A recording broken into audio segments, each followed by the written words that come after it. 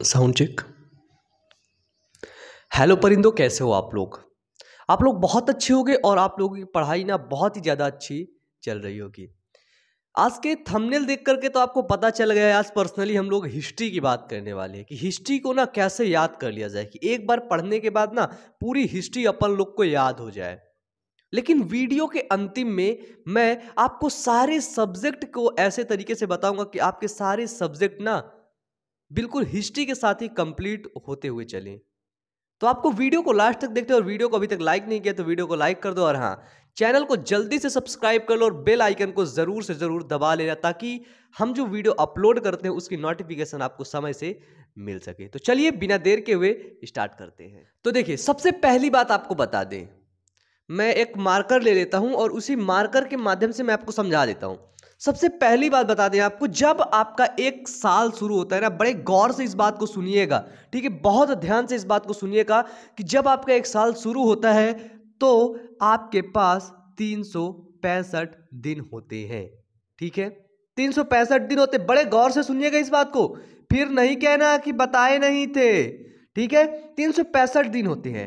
आप एक नई कक्षा में जाते हैं, आप हमारी कक्षा 10 में गए या फिर कक्षा 12 में गए। ठीक है, ठीक है, आपके पास कितना दिन है? 365 दिन है।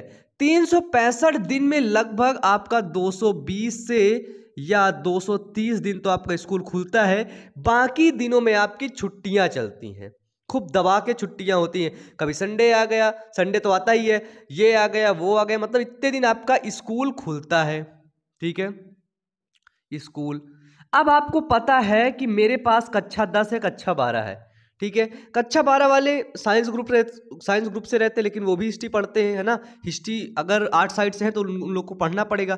कक्षा 10 है, यहाँ पे आपने एक सब्जेक्ट को चुना और वो है हिस्ट्री। ठीक है, सबसे पहले ये क्या है? सब्जेक्ट एक। आपने देखा कक्षा 10 में मुझको टोटल 5 + 1 6 सब्जेक्ट पढ़ने पड़ेंगे। कितने पढ़ने पड़ेंगे? 6 सब्जेक्ट आपको कक्षा 10 में पढ़ने पड़ेंगे। आपने उठाया हिस्ट्री को, है ना। हिस्ट्री में आपने देखा, सबसे पहले देखो क्या करना है, प्रोसेस क्या करना है। सबसे पहले आपने देखा इसमें चैप्टर कितने हैं। आपने देखा इसके अंदर 12 चैप्टर हैं। ठीक है, तो आप इसका कैलकुलेशन करिए कि 12 चैप्टर आपको 220 दिन में या फिर 365 दिन में पढ़ना है, तो आपके पास बहुत पर्याप्त समय मिलता है। बहुत पर्याप्त समय मिलता है कि अगर यदि आप एक चैप्टर को अगर आप 10 दिन में खत्म करते हैं तो आपकी हिस्ट्री ना, सोच लो कितने दिन में खत्म हो जाएगी? 120 दिन में खत्म हो जाएगी पूरी। एक चैप्टर को 10 दिन पढ़ने के लिए ना बहुत बड़ी बात होती है ना, मतलब बहुत छोटी चीज होती है। 10 दिन, 10 दिन बहुत बहुत दिन होते हैं। ठीक है, 10 दिन के अंदर आपको करना क्या है? देखो, मेन स्ट्रेटजी जो होती है वो यहीं पर फॉलो होती है कि जो हम 10 दिन उस पढ़ाई को कर रहे हैं, हमने एक बुक से पढ़ा। ठीक है, और आपको बता दें कि बुक पढ़ने की आदत डाल लो बच्चे। ठीक है, बुक पढ़ने की एक एक छोटी से छोटी चीजें, बड़ी से बड़ी चीजें आपको पढ़ना पड़ेगा। ठीक है, बुक पढ़ने की आदत डाल लो। बिना बुक पढ़े आपका कुछ भी नहीं हो सकता है। ठीक है, मैं चाहकर भी कुछ नहीं कर सकता हूं। मैं आपको बुक में जो लिखा रहता है उसको उस फनी अंदाज में समझाता बस हूं। ठीक है, तो देखो, आप जब बुक पढ़ते हैं तो बुक की एक आप शॉर्ट नोट बना लीजिए। ठीक है, क्या बनाइए? आप बुक की एक शॉर्ट नोट बना लीजिए। ठीक है, और उसमें आप नोट करते हुए चलिए। ठीक है, आपने इधर बुक को क्या किया? रीड किया, और इधर आपने क्या किया? एक नोट्स बना लिया। जब आप 10 दिन में ये खत्म होता है, 11वें दिन आप इसका रिवीजन करते हो तो आपका पूरा चैप्टर क्लियर होता है।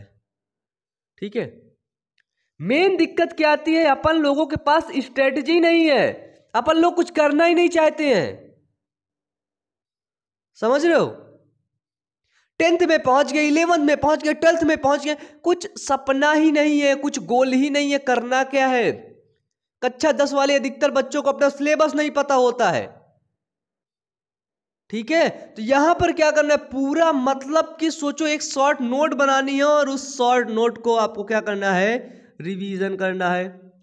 आपने उठाया चैप्टर 1, ठीक है, यूरोप में राष्ट्रवाद का उदय, ठीक है, उठाया, उसकी एक शॉर्ट नोट बनाई और जब शॉर्ट नोट आपने देख लिया तो पूरा यूरोप में राष्ट्रवाद का उदय आपको आपके दिमाग में छप गया। बस आपको यही करना, एक शॉर्ट नोट बनानी है, उसी में से अच्छे तरीके से पढ़ाई करनी है, ठीक है, रिवीजन करना है, अपने सभी चैप्टर्स के बारे में आपको पता होना चाहिए, ठीक है। कि यदि आपसे कोई पूछ लेता है आप किस क्लास में हो, आपने बताया मैं 10th में हूं, मैं 12th में हूं, तो वहां पर ना चैप्टर यदि पूछ ले, अच्छा 5वां चैप्टर कौन सा है, तो आपको अरे कुछ पता ही नहीं है हमको, 5वां, अच्छा 5वां, ऐसे से हो जाए,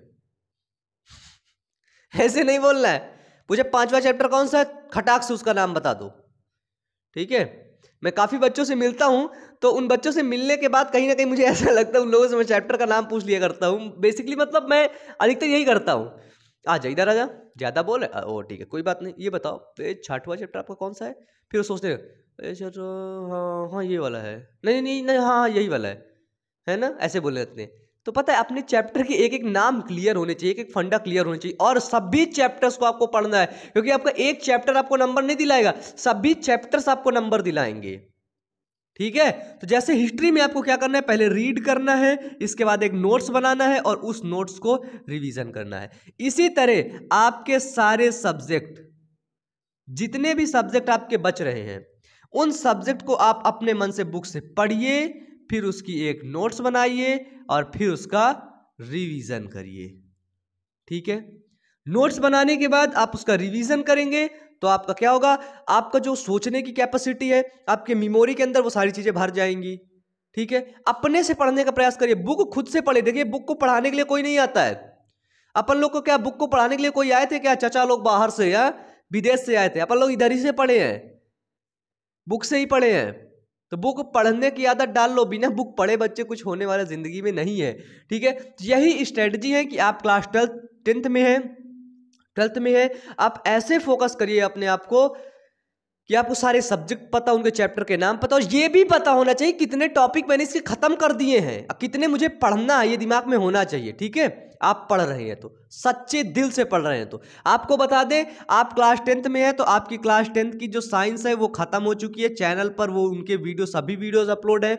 आप क्लास 12th में है और क्लास 12th की आप बायोलॉजी पढ़ना चाहते हैं तो आपकी बायोलॉजी भी खत्म हो चुकी है, उसके सभी वीडियो चैनल की प्लेलिस्ट पे है। यदि आप क्लास 12th में हैं और आप बायोलॉजी के 1 शॉर्ट वीडियो देखना चाहते हैं तो वो भी खत्म हो चुके हैं, उनकी भी प्लेलिस्ट, अब वो उनकी जो प्लेलिस्ट है वो चैनल की प्लेलिस्ट में है, उनके सभी वीडियोस जो है वो चैनल की प्लेलिस्ट में है। तो जाओ प्लेलिस्ट को चेक करो, और नहीं चेक कर सकते नीचे डिस्क्रिप्शन बॉक्स पर प्लेलिस्ट की लिंक दी गई है। यदि आप लोग को मुझसे कांटेक्ट करना है, मेरे से बात करनी है, तो आप लोग मुझे इंस्टाग्राम पर जाकर के मैसेज कर सकते हो, वहां पर मैंने अपना नंबर भी दे रखा है। तो आज का फिलहाल वीडियो अपन लोग यहीं पर खत्म करते हैं। तो इस चीज को बड़े गौर से रखना और अपनी स्ट्रेटजी ना नए साल की बना लेना, और बिना स्ट्रेटजी बनाए ना बच्चे कुछ होने वाला नहीं है, ठीक है। तो पढ़ते रहिए, मेहनत करते रहिए, wish you all the best, thank you.